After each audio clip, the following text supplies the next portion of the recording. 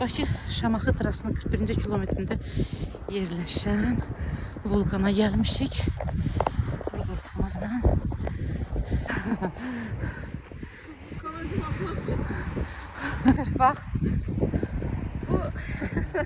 Gəlin üçümüz də qızlar. Baxın, vulkana getmək mənim bir arzum idi. Aha. O da bugün Sən də gerçəkləşdi. Mən 27 ildir dağa dırmaşmağı arzulayıram. Bugün gedirəm.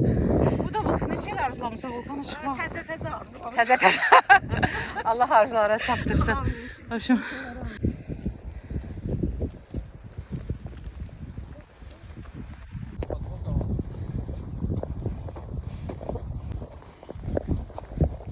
Bu vulkanların adı nədir?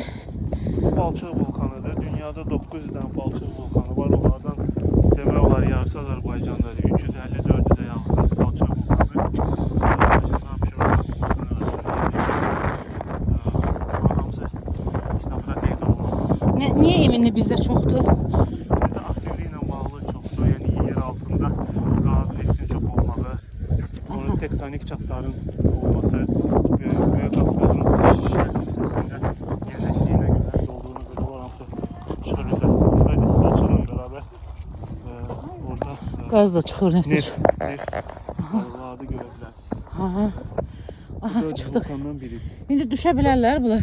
Yox, biz kratın üstündəyik, o şey. O şey, hə. Kanalın üstündə. Hə, qoy şimdi gedək çəkək görək. Oh, orada bulka çeliyor. Какие еще у нас вулканчики.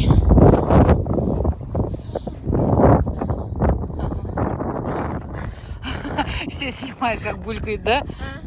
Всем интересно, как...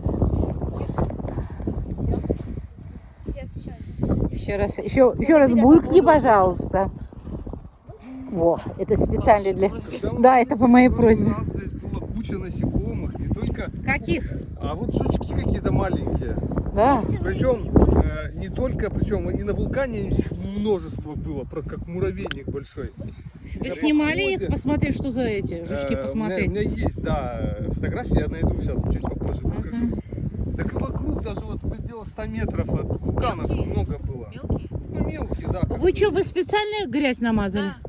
А, то думаю, родинка какая-то у вас. Нет, нету.